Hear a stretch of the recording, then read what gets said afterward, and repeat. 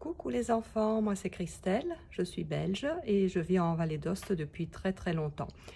Je suis là pour vous parler un peu du français de Belgique. Alors vous savez sûrement qu'en Belgique, par exemple, il y a quelques variantes pour ce qui est des chiffres. On ne dit pas 70 ou 90 comme en France, on dit 70 et 90, ce qui pour nous en Vallée d'Aoste est tout à fait compréhensible. Et puis, il y a d'autres particularités du français de Belgique qui concernent différents aspects de la vie. Par exemple, le mauvais temps, la pluie. Une des choses qui caractérise la Belgique, c'est la mauvaise météo. C'est une des raisons pour lesquelles j'aime beaucoup vivre en Vallée d'Aoste, parce qu'il y a plus de soleil.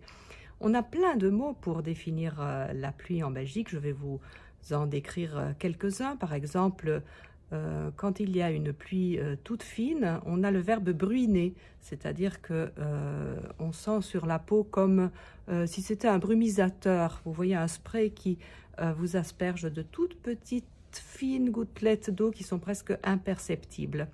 Si c'est une gentille pluie toute douce, toute fine, on dit il y a un petit crachin aujourd'hui.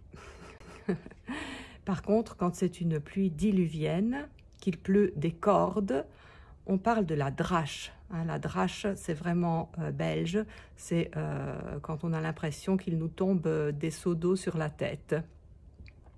Je ne sais pas si vous connaissez en français une expression qui n'est pas très élégante, mais qui pourrait correspondre à la drache. C'est « il pleut comme vache qui pisse ». Il ne faut pas le dire dans tous les contextes, ça. Puis, pour ce qui est de la Belgique, je ne sais pas si vous avez déjà entendu parler du wallon. En Vallée d'Aoste, nous avons le franco-provençal, donc notre patois, et en Belgique, on a l'équivalent, c'est le wallon. Donc, c'est un patois qui est assez proche du français, mais qui tout de même est très différent. Il y a certains mots wallons qui sont entrés dans l'usage courant chez les Belges francophones. Par exemple, pour dire un tout petit bout, on dit une raouette. Par exemple, je peux dire « Oh, ce gâteau, il était délicieux. Tu m'en donnerais bien encore une raouette. » Donc, ça veut dire un petit morceau en plus. Ou bien, un vilain verbe qui vient du wallon, je pense, c'est « racuspoter ». Racuspoter, ça veut dire aller rapporter quelque chose de négatif, par exemple à la maîtresse. En français, on a le verbe moucharder. C'est ça. Alors, racuspoter, c'est par exemple, si quelqu'un vous tire les cheveux, vous allez tout de suite le dire à la maîtresse au lieu de essayer de régler ça entre copains par la diplomatie.